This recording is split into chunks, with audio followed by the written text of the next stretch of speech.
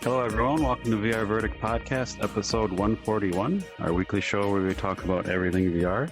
I am PJ. I'm Wookie. And we're joined today by the Home X team, An-Ting, Donald, and Ian. How's it going, everyone? Hello. Hello. For all intents and purposes, Mr. Snowman here is Ian, so he has a body. But yeah, thanks for joining us. How's it going over there in London? It's good. It's terrible weather today. I mean, it's not very surprising. London is mostly with like terrible weather, so it's good to be in somewhere protective like here. Like good. Yeah. I'm in Wisconsin, so I think it's a very similar vibe weather-wise. So. Oh, okay, yes. It's nice and cold and snowy here, so. Really? It's Oh, nice. I mean, snow is better than just like a lot of like Just rain. pure wet rain. Yeah, exactly. I feel bad because I'm on the East Coast, kind of on the southern side of the U.S., so it's like probably going to be 70 degrees and sunny today. Nice. Sorry. I'd like some snow. I miss it. But anyway, you guys are here to talk about your live experience. I'll kind of let you guys explain it, so I don't do it any injustices. But yeah, if you just want to kind of explain what you guys are up to and what your roles are, that'd be awesome. Sure. Yeah, so we are here to talk about, I mean, I'm starting kind of, I'm An-Ting, and I'm the director of this project, HomeX. I'm a director, musician, and yeah, I mean, I will give the microphone to Ian and Donald later, just briefly talk about this project first. So HomeX is a live performance, and then we produce this performance through like theater, music, and like gaming and VR technology. So where do we use VR here is like we create a 3D world, so which you can see a little bit on the trailer, like behind us. It's like so we create this like 3D world, and then both people from Hong Kong, the performer, and then the performers in the UK can collaborate together through wearing a VR headset and then connecting each other in the 3D world. So Donald, he is the 3D designer for us, and he did the like all the beautiful like the world like 3D models, and Ian is a creative technologist who built the world basically, and then we all kind of like collaborate together to create the story and how the dancer and musician are, like what their characters are, and also the digital audience will join this performance as avatars and running around in the world as the native creatures in this place. And the dancer, the two dancers like who come in through VR and the depth sensing like cameras, I will let Ian to talk much more about this. So they come in this world as invaders, and one from Hong Kong and one from the UK. And so then through this way, and we have performers from different places and work, like collaborate in this 3D space. And then we have like, we show this like performance in two different ways. One is like digital ones. So audience are like avatars. They can do a lot of things like playing the game, but the thing they do will push the story forward like a game, but there are live performers as well. And so we also do a physical live performance where we are performing. The first tour is in the UK. So we are in York. We're going to be in York, Cambridge, and London Barbican, like so where the audience, the live audience, the physical audience will come into the space and see this 3D world like on a projector screen, like an immersive like projector screen, while they see half of the live performers perform live in the space, and they see the other live performer like on the 3D screen. And then so it's a little bit weird. They just see like one live performer interact with the other one, but they don't see the other one physically. They just see them like they see them on the screen, but they will be both kind of like wearing a VR headset to dance with each other. So that's how we create this work. Nice. Yeah. That's really cool. To start things off, Donald came in and punked me, though. He said he was one of the dancers. I don't know. No, just kidding. Great. I don't know. Maybe that's the next thing you want to do in this project. Yeah, I have to try it out. I mean, it's always an interesting part of it that I've always wanted to kind of like delve into. Yeah. So Yes. I'm just kidding. You said you're the artist, and you is it the character creation you're doing? Yeah, so in terms of the general 3D kind of assets that you see in the whole world, was kind of materialized and produced myself. And then Ian takes all of that together and composes it together in the scene. Nice.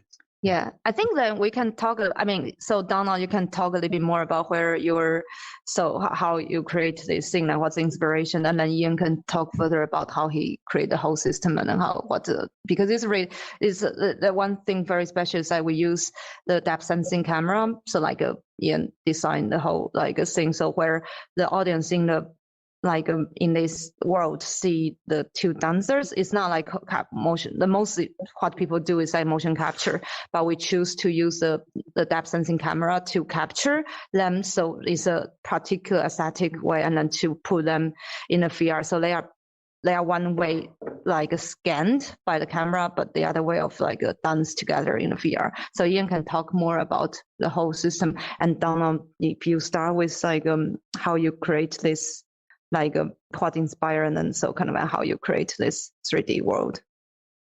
Yeah, I mean, the one of the things was so when we first did this project, it was initially commissioned by Arts Council, British Council Hong Kong, and it was all about looking at this kind of whole kind of connection between the UK and Hong Kong, and the kind of migration of how the diaspora kind of formed, and then this kind of connection back to its home place. And in terms of the actual, I mean, it was quite difficult. It was quite difficult to almost, when you have a blank canvas and trying to figure out what is technically home, and how would you produce this as part of a story. And so a lot of the assets that you see in there are partially inspired by some of the kind of key elements that you see in like Hong Kong. So for example, Nice.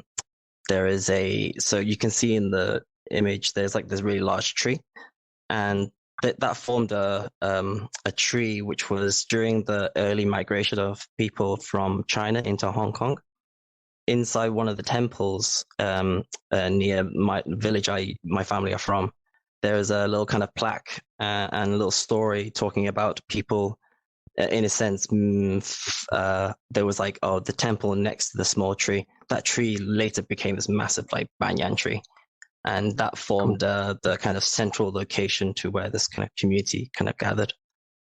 So the whole space become this kind of more like circular, kind of almost like arena that kind of divided both in terms of two kind of clear areas, being the UK and Hong Kong on one side, and all the elements are feeding into that, have small details like the trees and the types of fruits and the kind of the colors are linked to certain elements both from the east and the west.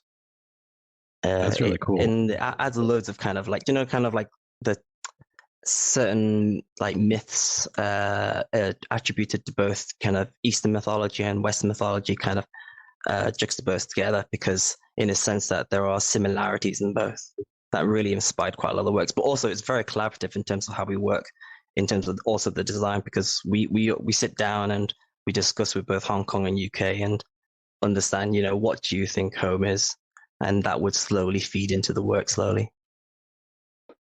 That's really neat. We've had a lot of guests from a lot of different cultural backgrounds, and it's one of the things, like I told you, like I live in Wisconsin.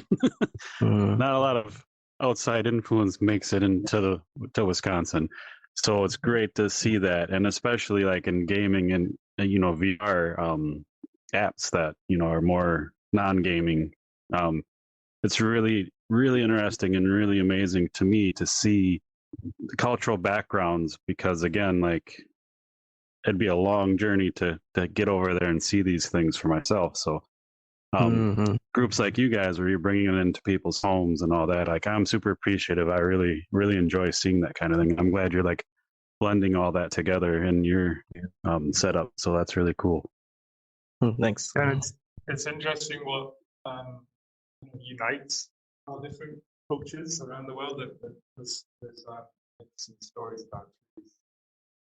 Yeah, that's kind of the center point of the whole piece, is like the myths around destroying trees and destroying our kind of our roots and our background.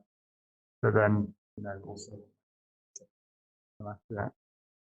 Yeah, I mean, Ian, you can talk a little bit more about, because I mean, that's starting with your idea in terms of how to use VR to connect to space and then to have a performance which can be joined together from to remote space. I mean, that's what your idea and you always want to do, right? Yeah, I mean, since the Connect came out, like 12 or something, I was daydreaming about putting on a gig in one place and and having a second gig in a remote location and joining them together somehow. And then I was talking to An-Ting about this, and we were talking about having two dancers that dance with each other. The original idea was maybe dance around in a tree, like people dance or something. And then Donald was already looking at trees and the temples in Hong Kong and together. And then An-Ting, because she likes to be dramatic, she was like, "Why don't we cut all the trees down? Everything can die."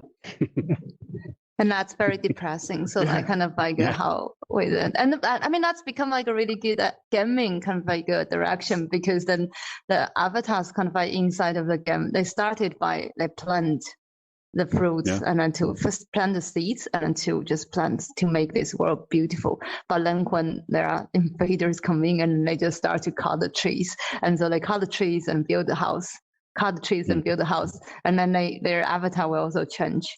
When they cut more trees and build a house, and until they cut like the invader with them like to cut the biggest tree, so like the whole world is like collapse. That's basic. So then the avatar really join the story.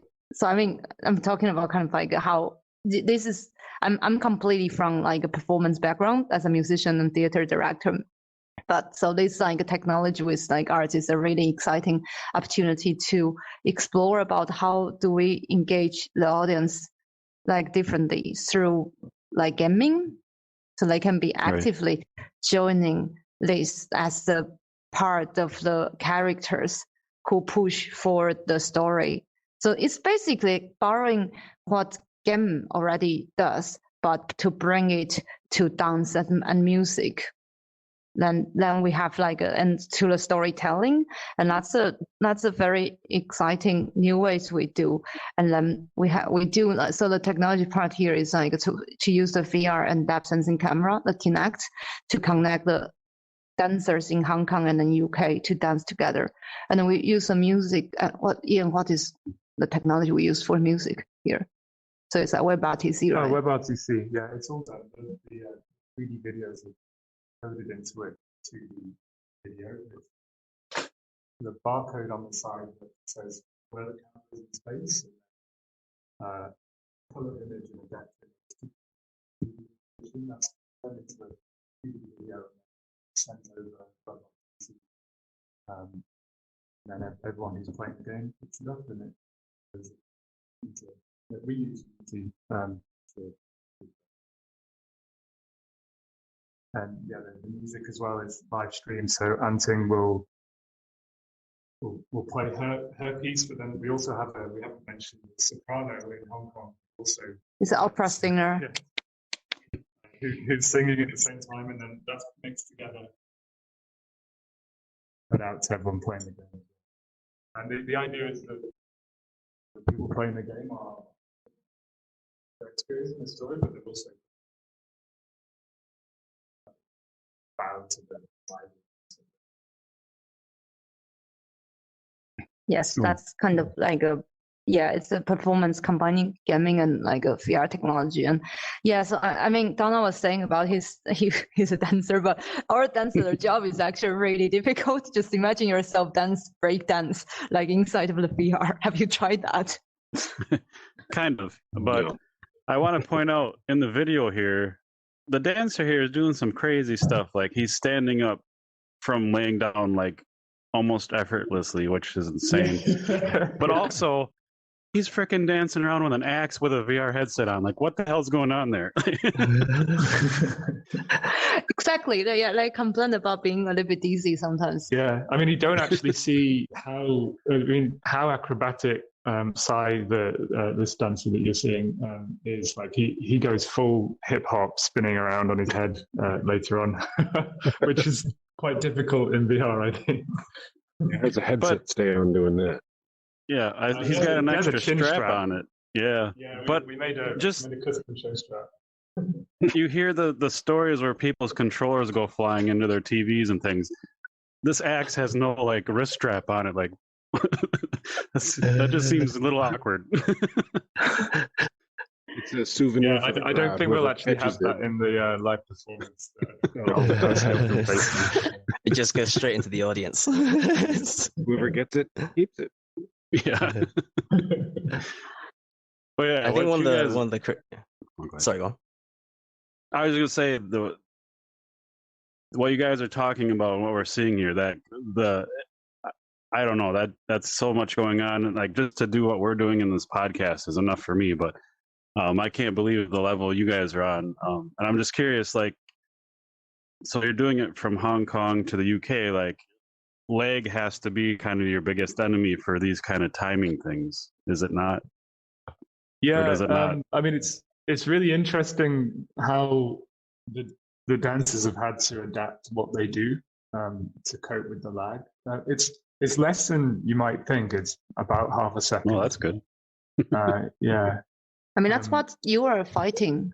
The Yeah, I magnitude mean, you're so fighting there's a about. lot of easy technology you can do if you're happy with like a few seconds lag. It's much easier. But if you want to go like as low lag as possible, then you have to do some custom stuff. But they do things like if you move slowly, and obviously they're choreographed, so they can kind of predict how the other guy's moving. But I think your brain is kind of designed to cope with this kind of stuff. Like we have Fill in the lag. gaps. Yeah. And they definitely get a real sense of presence with each other. And with it being with the 3D cameras, it's a really a kind of unique experience seeing your body digitized in the world. Like you look down and you see yourself in pixels. It's quite interesting. Yeah, when they start to like calibrate themselves before each like sort of session, and when we tried that ourselves, it's just so strange when you're like moving within your body. And then some guy in Hong Kong walks through you. Very Yeah. Yeah, occasionally, kind of like just like we rehearse, and then somebody just walks through in a space that's or like or the surrounding just watching by the tree, look like a ghost. So it's really fun. Yeah, it looks really Yeah, cool. but the other thing about lag is like musically, it's just also very difficult because music when we play together is normally just like need to be just really together. But so kind of in terms of this half second like a lag, so we kind of like just the composition just really need to work with that. So it's a particular kind of like a composition like for taking account into the lag to be composed. And so that's but if lag is like more than like half a second, it will become just really obvious. But like kind of a half second is like a really good challenge in a way for choreography as well as like a music composition. Sure. So do you have to write songs and music with kind of more of like an open thing instead of more like a right on time thing, or do you just kind of go with it? Or I mean, there are different parts where kind of like just in terms of evolve feet sound where really well known. It's like the melody with I play electronic music live as well, so we both play live, so we can respond to each other kind of in a way where it doesn't affect. It's hard to describe, and also because the latency is really stable, so so there are actually really strong beats inside of this music so as well. But if like she's always half beat earlier or have like bit late, and then it actually sounds good. So like because this is really stable, yeah. But I mean, you should you join this and then to hear that and to see because it's really really fun and a very different way to overcome this kind of latency. But latency is absolutely one thing we have to think so strongly about them. Sure.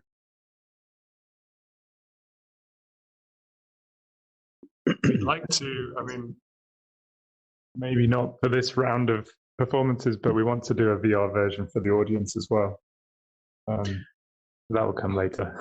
Yeah, the reason we are starting doing kind of like the just laptop desktop version, like Windows and Mac OS apps. So that's how digital audience are going to join. They join through downloading the app. So but the reason.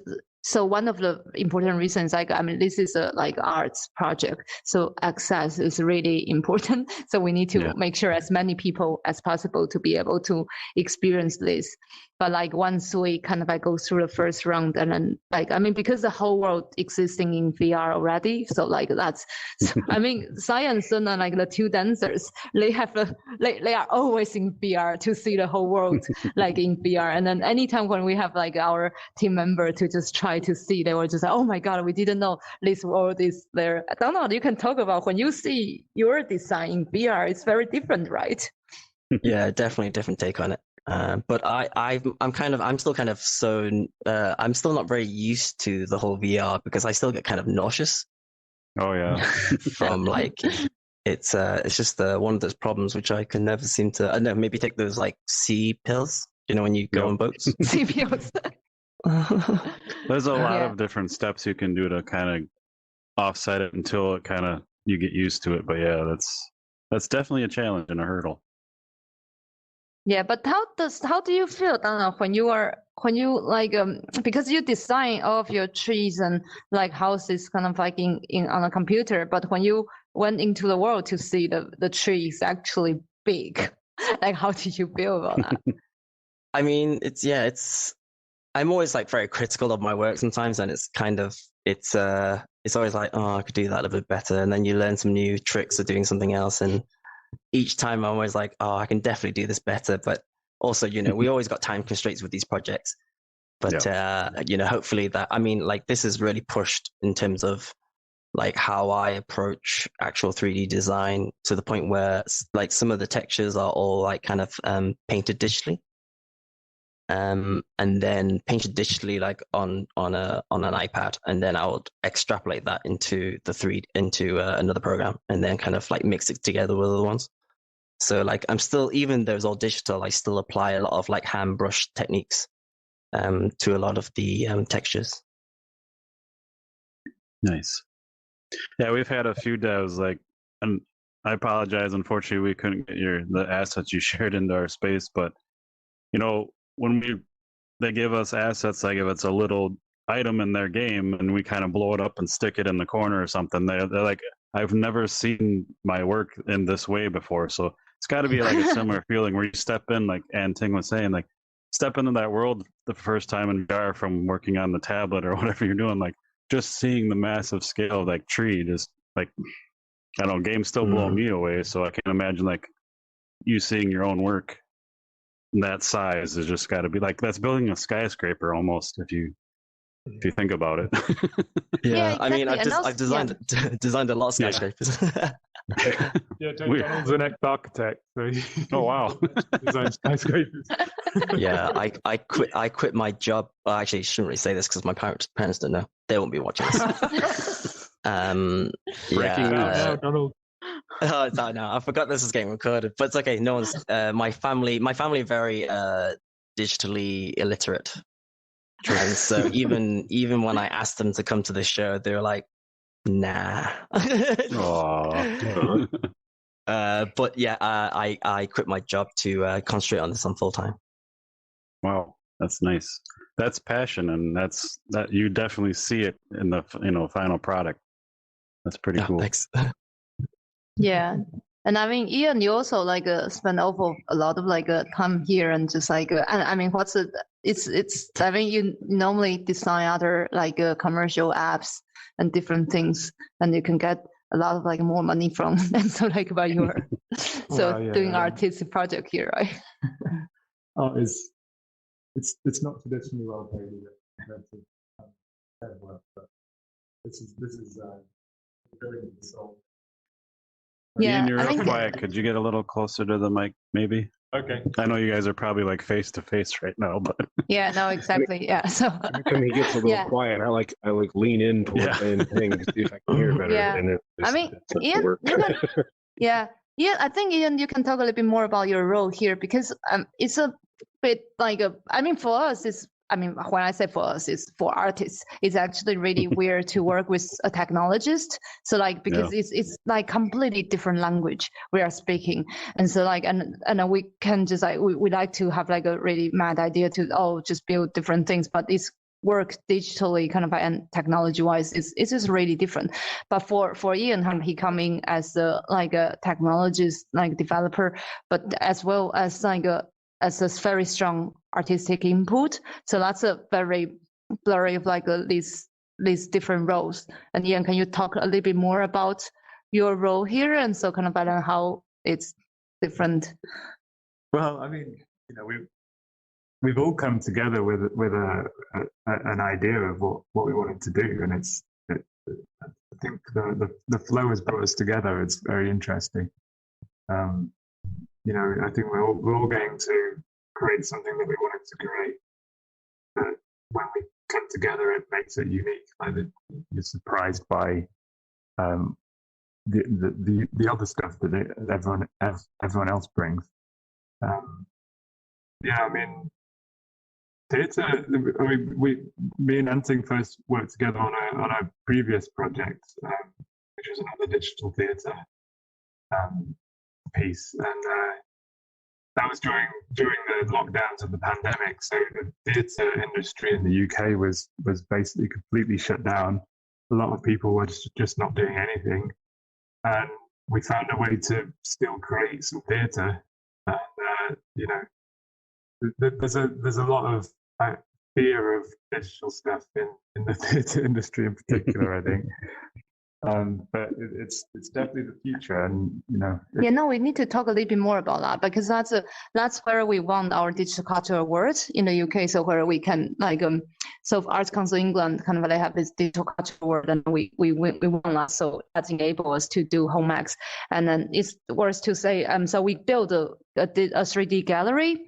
And then so Ian also using the gaming technology where the audience join as avatars and seeing the exhibition as well as the performance. So I mean, Donald is one of the exhibition artists, so he has a 3D design here, and Ian is a creative technologist as well. So that's and that was really funny. Ian, do you remember? So some producer come in and to say, we need to have the bar for the stairs. Yeah, because everyone applies what knowledge they have to. If they see something new, they apply what they already know to it, and they're asking about health and safety, about people dropping from a great height in the game, whether that was safe or not. So yeah, it's interesting. Everyone sees it in their own lens. And it took a lot of convincing. I mean, An-Ting is very good at convincing people, I think.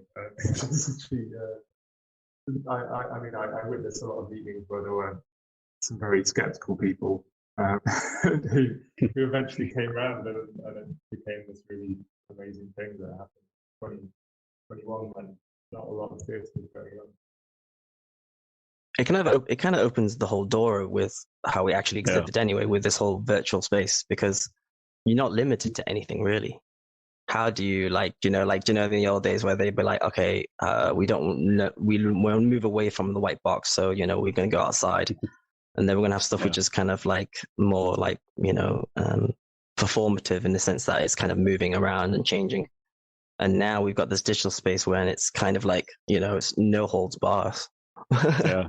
It's, An-Ting kind of, I was going to bring this up at some point, but like I said, I love part of VR that I love is I can visit things I maybe can't in real life, whether it's lockdown or a location thing.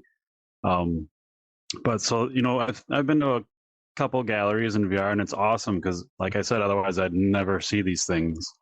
But then it's like after a while, it's like, okay, if you think of an art gallery, it's like, okay, we have this normal art gallery in VR, and it's really cool. But why does it have to be like 4 walls and a ceiling and a floor? Like maybe I ride a giant turtle to look at the next painting. Like the creativity, like there's no limits, like you were saying. Like you can literally do anything you want. So it'd be nice to start seeing like what you guys are kind of doing, like getting away from the old way of thinking about it, like the 4 walls and all that.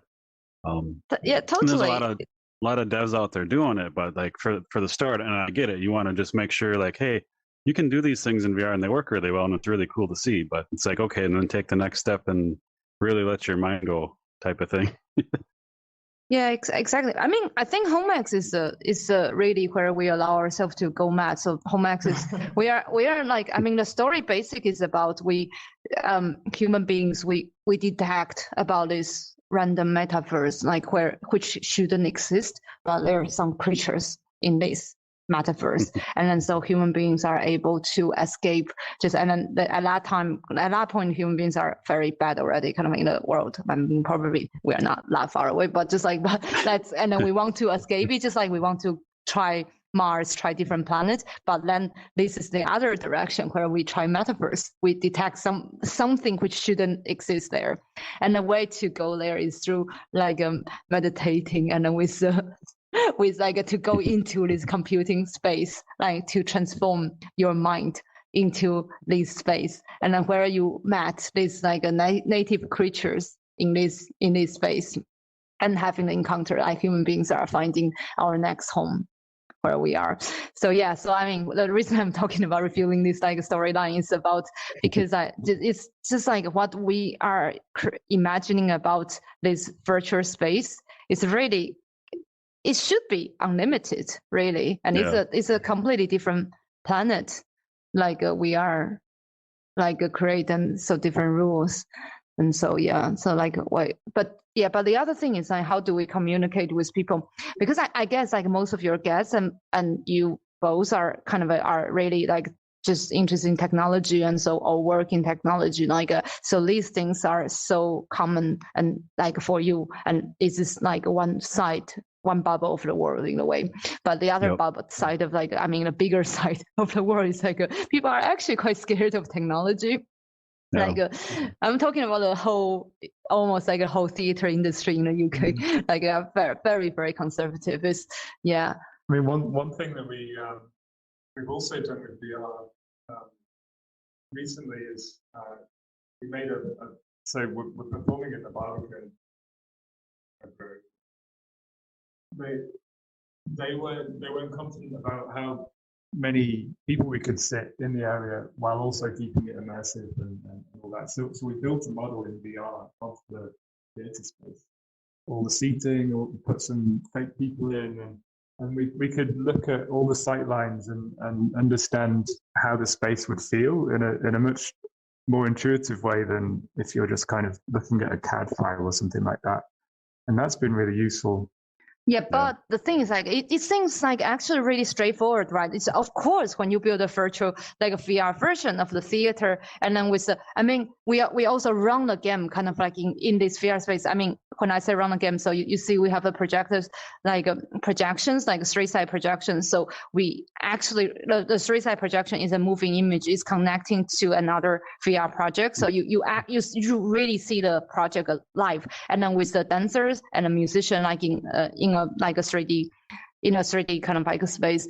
But But kind of like when we talk to some other, I mean, when people see that, they all kind of like are convinced, oh my God, this is amazing. But when we were just talking about this like idea, so some like other theater artists or like producers, and they are just like, no, I mean, there's like a very particular way why we need a physical thing, and to create this kind of like small physical like models, and so which really doesn't give the director a really good sense about what the stage is really like. But there is still a strong rejection, even like with this kind of, I feel is obvious like a straight ahead forward. And I mean, but because nobody in the theater circle is like kind of like really able to just really create a theater in VR. But that just makes so much more sense instead of like just using a lot of material to do some models. Yeah. So that's the other good application in terms of it's also VR. more sustainable using all this. Right.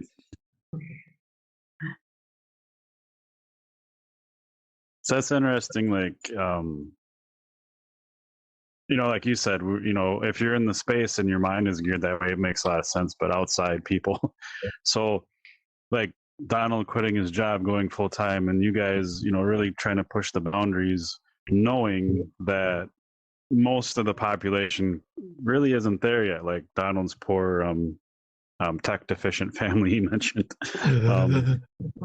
That's what really intrigues me about developers and VR especially. Like, you guys are pushing the technology and the creativity, knowing that it's going to be an uphill battle, because a lot of people, like some people don't even want to hear it. Other people don't understand it when you do tell them. And then you get like maybe 10% like, okay, well, just show me, open-mindedness. So you guys have a lot of, I think it's a very brave thing you do, and it really intrigues me.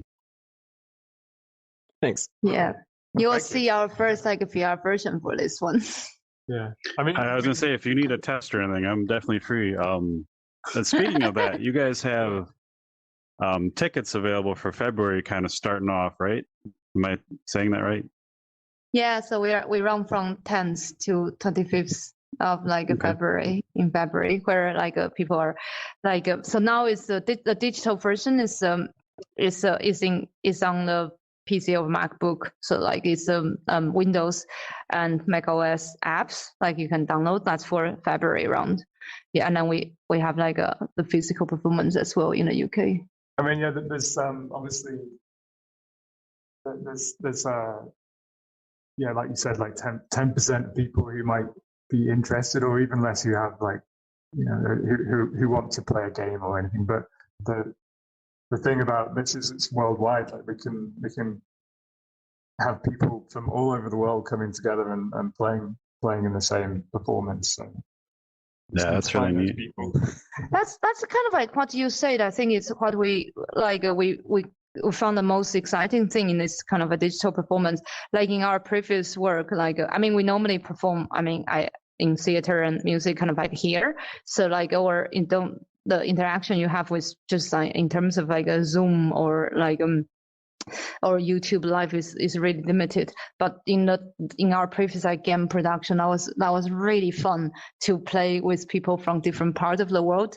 I mean, that's a very important incentive, like where we want to create another one which connect people from different parts of the world, because it's really make a difference where you make your work in one place, but you can reach to people in different parts of the world. I mean, deeply, not just like kind of like on the 2D level, but in a 3D level. That's a very different way. There was an interesting phenomenon with the previous production where we had so that depending on the time zone, it's a better time for different places. So we had a predominantly London audience for one show, and you could see that the kind of typical London audience just stand there stroking their chin and don't really say anything, and you could almost see that digitally. And then we had an audience that was it was mostly Taiwanese, and like they were Asian based. Yeah, Asian based, and they were running around and having lots of fun and like hearting each other and Yeah, even in the game awesome. as avatars, you can see like different culture having different characters. Yeah. That's really cool. But the other thing we found from the previous production where we like that to HomeX is also like there's still really magic thing about physically kind of bonded together. So that's kind of like and then technology actually can enable both sides to exist.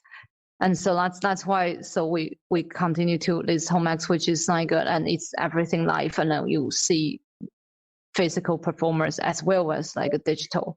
So that's just like open up a lot of more things. And then through like so, 3D is just a completely different field from 2D. Like the engagement kind of in the 3D. So like in terms of how your brain see this, it just place you in that place immediately, no matter you are seeing the projector screen or you see that on the computer screen. Of course, like VR headset will be ultimate, kind of like a much more immersive, but it's very different from when you see a 2D things, which is that's just a very different language I found this project. It's always been no. Yes, no, sorry. And I was just saying, like, it's always been difficult to like explain when I've talked to my friends about this project, and it's like everything's live. Like what the music you're listening to is played live. There's someone in a room that and the people that are dancing are also live, and it's trying to get their head around the fact that it's like, oh, can I come a bit later? No, you can't. They want me on. That's a restriction, but also a strength, I think, in terms of everything is live. Yeah. It's just like we've talked about before, like back in the day, like there was more strict rules in like TV shows, and you couldn't swear and do these things, and it made more creativity, pushing those boundaries type of thing. Same thing. Also, time zones are fun. Like obviously, like right now, it's very early in the morning for Wookie and I, and it's afternoon for you guys. So hitting that worldwide audience with everything being live, like I've gotten up at like 2 a.m. to do things in VR in other time zones. So it's like I said, the passion's there. Yeah, you really. Oh, so this time it's like work for most other parts of the world. That's why kind of like you have this one for the international guests, right? Yep. Oh, that's really interesting. Yeah, because we are playing with that a lot as well. So it's like like our Hong Kong partners actually, because it's still more the UK based project. So we need to have like 7:30 p.m. as like our daily performance, and that's in Hong Kong is actually 3:30 in the morning. So like the dancer is like there, and a soprano, they are in Hong Kong dance and sing every day at 3:30. In Hong Kong. But it's amazing because they are all kind of like quite late. Just the performers are quite late work per people, so they don't really mind about that. But that's a really fun thing in terms of like the time difference and in which time of the performance you see which part of the world. Well, that's fascinating.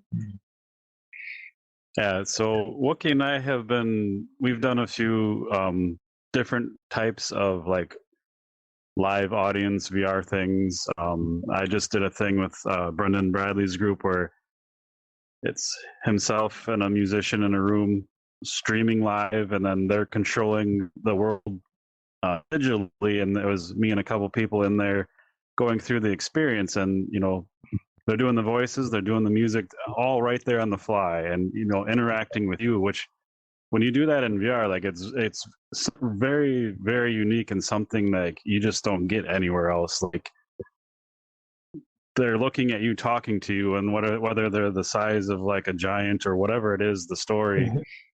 It's just insane how you guys can make all this come together and work really well and really individualize it for anyone participating. Like that's really cool. That's cool. I think the dream for maybe a future performance would be like if all the audience could be there and like filmed in 3D, and then you can all just see each other. Like that would be quite cool. Yeah, that's what Ian want to carry on developing to like a simple package of this like a depth sensing, because in a way like phones can do 3D scan already, right? Yeah. So I might, after this is finished, get the camera thing on the iPhone or something, because when I look at the the avatar stuff in Meta Quest and stuff, they're kind of like they feel slightly dead. Like there's like this kind of corporate feel to them. The dead eyes of Zuckerberg kind of like looking at you. Yeah, I think they're working on this kind of stuff as well. But, Yeah, how do we kind of so how do people join VR as a like what are we like?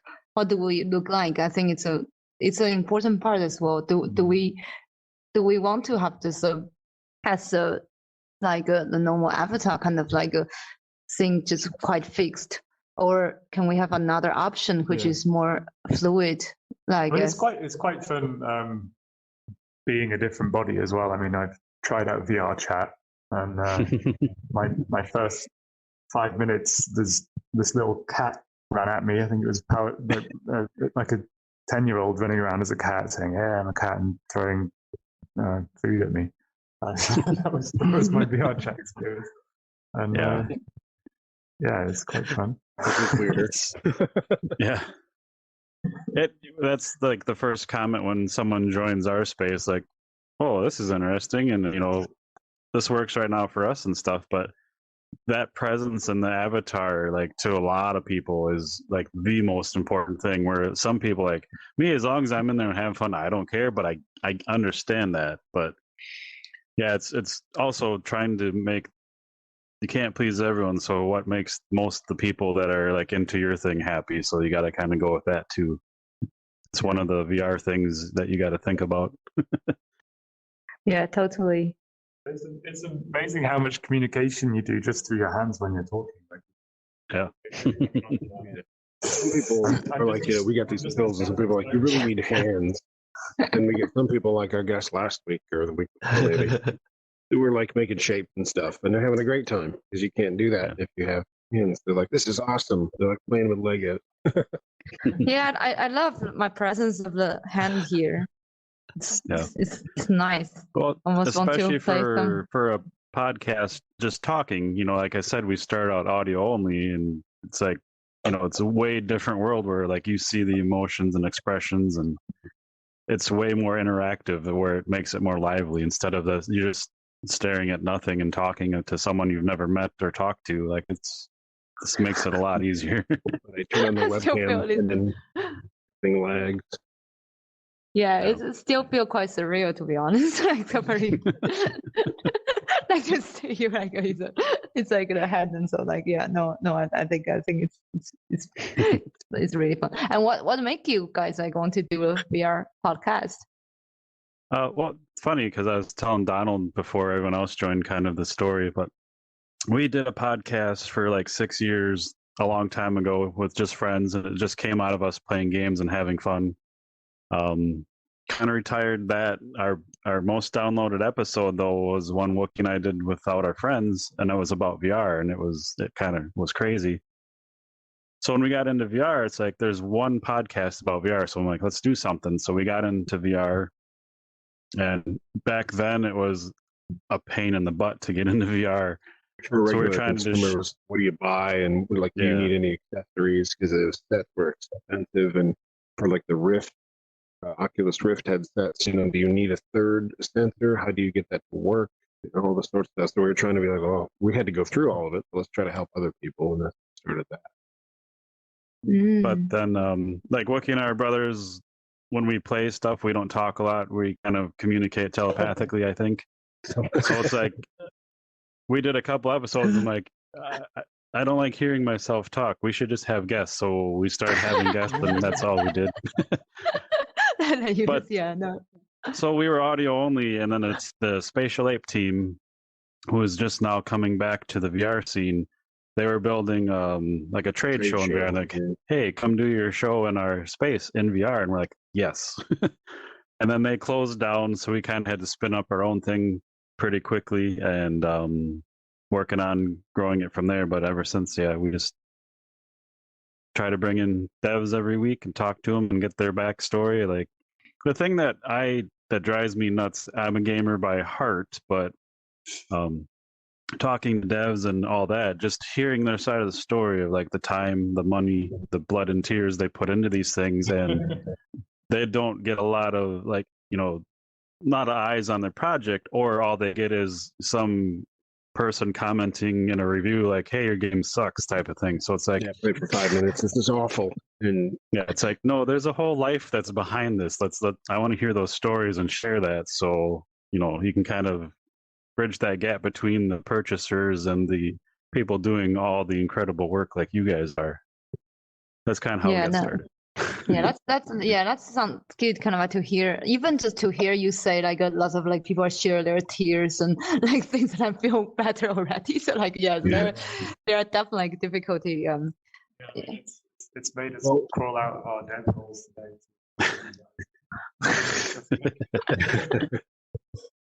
And you guys might be the first ones that might actually have like your blood, sweat, and tears thing with actual blood with the act dancer. I think anybody's actually hurting themselves with physical items, but that could. I mean the audience. Audience is like, I mean, we don't know what's going to happen to the audience like when they see that. I mean, we're really looking forward to, because like last year when we had like our like a gaming.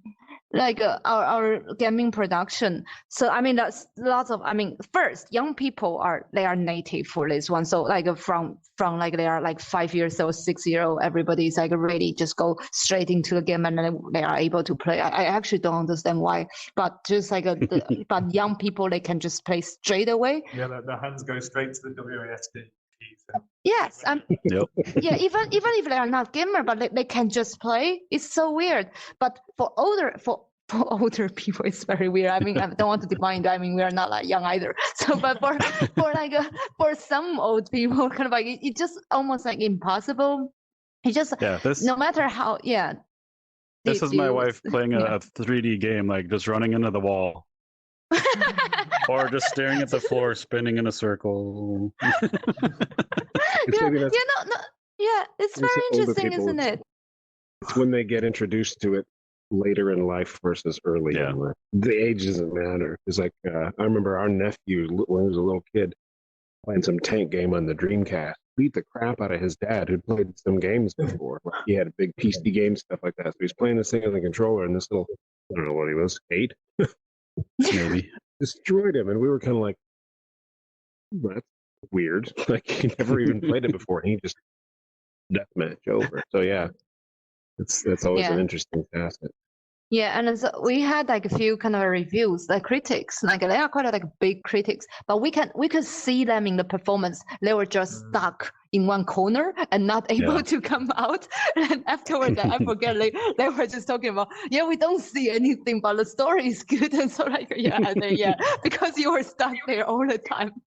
So it's just it's very hard for a theater critics and to come into this kind of like a world and to start to review things. Yeah, it's amazing what we take for granted once you understand games, once you play games. Like I tried to get my dad into the game, and he was like, well, when I press the W key, that the text, like the object in front of me gets bigger, and then when I press S, it gets smaller. I was like, yes, Dad, you're a thing in a 3D space. You're moving, but so all of that he had to kind of learn, and he got his head around it. That's actually really cute. Yeah. Like, it's getting bigger. Getting bigger. That's another perspective. Yeah. And with the like live performance stuff, like I said, we've been in a couple. My feedback normally is to the team, like, you have to tell the people in the performance like what you expect from them, because if you don't tell them it's interactive and you want them to like play along, they don't, like, as that person, you're like, okay, am I supposed to say something? Can I say something? Where I go in and I just kind of goof off and try to make things silly, but it's like you have to really make that clear, because the first couple I was in, I just stood there and I'm like, I don't know if I'm supposed to interact or just listen to the story or what. And then at the end, when you figure it out, like, oh, I could have played a lot more with the actors, you feel kind of bad because you just like, let's bump on a log, So you just gotta let people know what they can do and what they shouldn't do, because you also don't want that person in there like really just messing up your performance by doing, crazy things. Getting in the way. Yeah, no, it's about, because it's also unlimited in a way, kind of in the virtual space, and then you don't, and then I think the interaction between human being, I mean, in a physical space, it's developed for like thousands of years, and and also still it's very different from the different countries and having different culture. So going into the virtual space, we kind of like just need to develop a new culture, but it's also need to see a little bit first, like what people will want to do as well, to invent this new kind of like a equity. What is? Oh, it's yeah. Yeah, because to that point, like even in VR, like whether you're used to it or not, like if I go up to Wookiee like this, like you get uncomfortable. Like I had a team walking me through a game that hasn't come out yet, and they're from, a different culture, and one guy was just kind of like in my face, like trying to like play with me, and it doesn't bother me at all. So I was playing back, but the other two guys on his team were like, "Hey, get away from him! Like, leave him alone! You're freaking him out!" Like, so yeah, it's kind of funny how that stuff translates as well into VR just naturally. Yeah, I tried out on space first time, and at first I kind of just thought it was a game, so I was listening to them talking to each other, and then you just got this really uncomfortable feeling that I'm just like this weird guy at this party not saying anything and lurking next to these groups. Yep. And whereas like regular gamers might have a hard time adapting to VR, because like when we first started playing VR, playing like Pavlov with the shooting game, in a regular like Xbox game, and you're shooting, you can just kind of like move your joystick and reload your gun. You're like behind cover.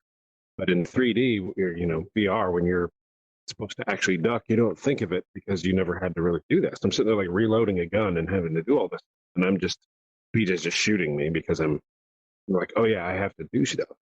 You probably have that same thing, because like a regular gamer who might be used to VR and everything isn't really used to always, attending a play, especially an interactive one. So they might, just like, the folks that had games introduced to them later in life don't quite pick up on it as quick. You have the best gamer ever probably sit there and not know what to do because they're not used to a actual performance. They don't go to the theater a lot. There's probably all sorts of things to consider with that. Yeah. We added. Yeah, it's kind of like how to kind of guide them. Yeah, exactly.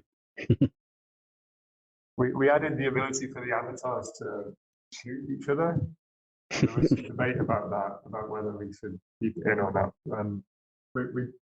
There were also people who wanted to make it so you can make it more interactive. So when you shoot another avatar, something happens. But we thought maybe not make it too fun to do that, because they'll just end up spending the whole hour shooting each other. We can attest to that. Yeah, it'll break down real quick.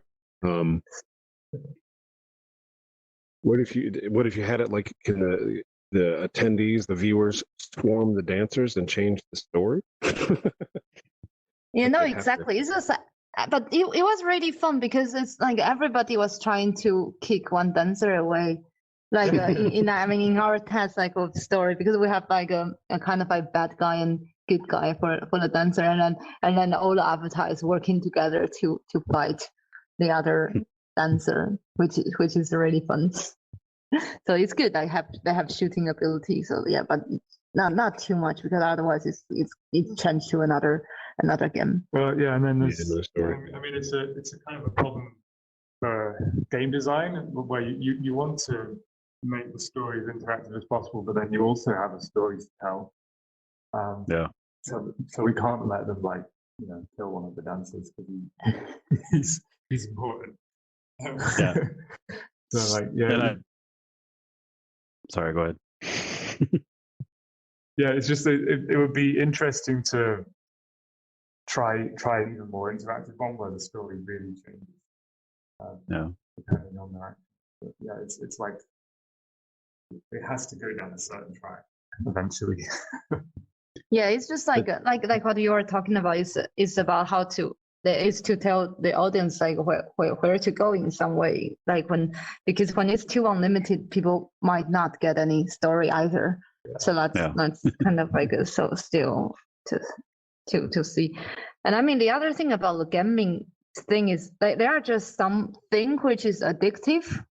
Like and then just very stupid simple thing like what we were talking about, cutting the tree. Cutting the tree is very addictive. Like I mean, Ian when he was like building this game, and when he built this cutting the tree, every time he has to cut every tree to do his task. Yeah, I get that. I could play a game where all you do is chop trees down in VR, and I'd be in there for weeks. Yeah, exactly. Yeah, I was like, you built this, and then why do you still play this? Yes. I could literally press the delete button in Unity and something about going in there, clicking that button, and chopping things. Yeah. So then what we needed to do was like actually to make things just like some like a gaming in like a direction where it's something which is addictive when we want people to do more. Something is not as addictive because we don't want people to do much, but to unfold the next story kind of like thing. So there's addictive and not as addictive kind of like a thing to do. Like in a normal game lobby, if there's a jump button, people just stand there and jump.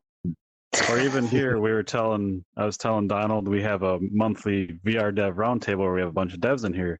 And if you watch the video, a lot of them will just sit here and go like this for an hour. Like, it's like, what are you doing? Like, it's really distracting. Or you'll have one guy just go around the table for like an hour. It's like, what the hell is going on? If you move your left joystick just enough and then tilt your right one, you can just drift around the table. Yeah. And then you get people doing like that for an hour. Wow. Yeah. It's I think I'll just throw up if I kept on doing that. Yeah, we've gone through the wall.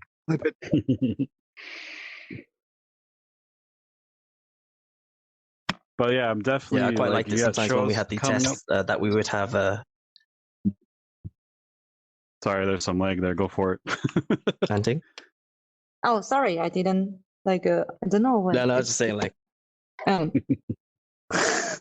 Yeah, continue. Sorry.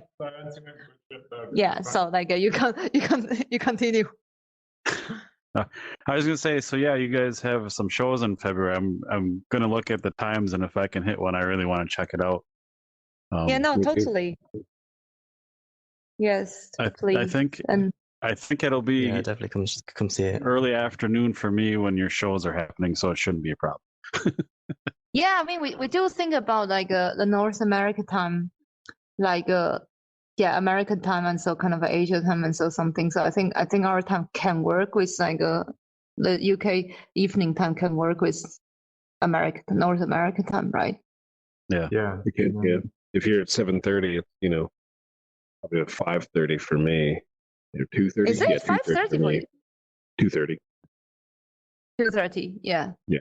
Hours different. So probably. What would it be for you?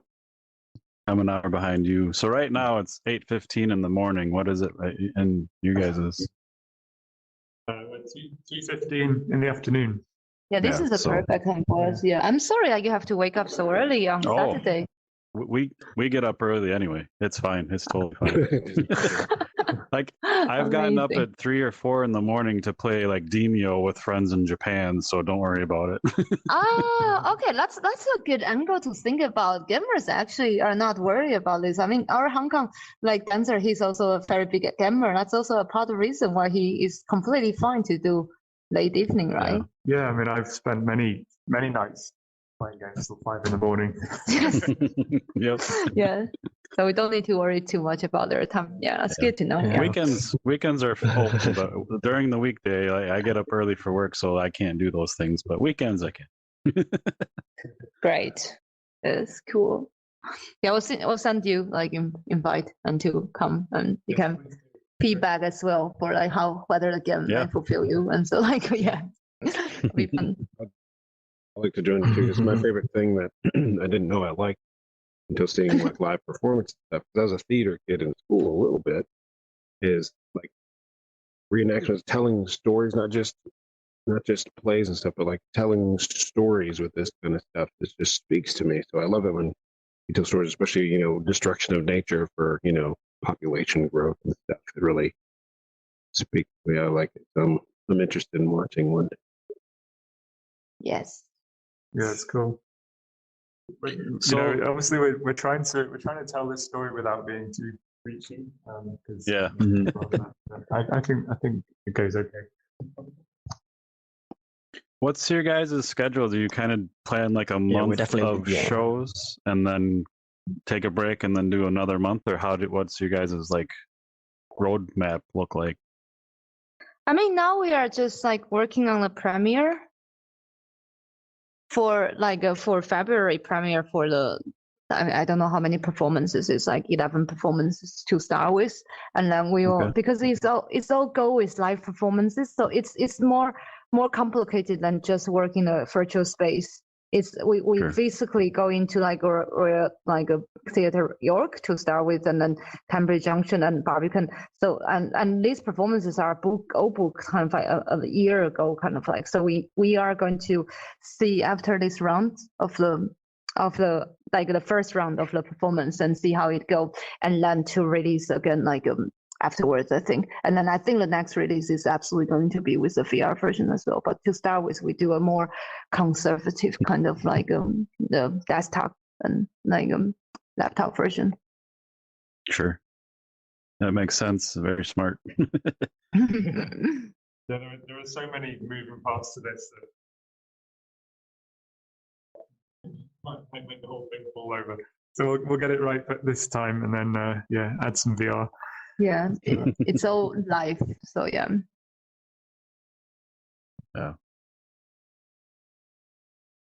Well, it's been awesome chatting with you guys. I don't want to hold you back too much longer. If there's anything you didn't get to talk about that you want to, just go for it. Otherwise, we'll wrap up. No, thank you. Thank you for having us. Yeah, thank you. It was in the show really notes. fun. It's my first VR podcast. It's really exciting. I love it. I think all podcasts should do VR. It's so much fun. Same one more for me. fun. Yeah, it's so much more fun to be in the virtual space than like just looking at the Zoom or that's kind of the radio kind of like a thing, kind of like stare at yourself. Yeah. No, it's so much more fun. Yeah, well done. Yeah. I like what it you were feels like we saying. met you actually. Yeah, it does. It really does. Like, you'd be kind of surprised how many devs we keep in contact with. Like, there isn't enough time. I'd love to talk to everyone all the time, but time is a thing. But yeah, we keep up with people. I try to help test things or give feedback. Wookie does too when he's free.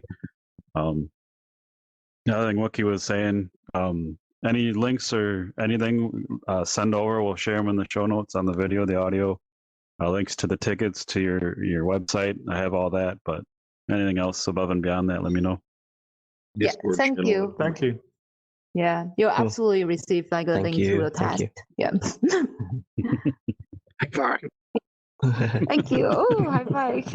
Ian. Thank you. Bye bye.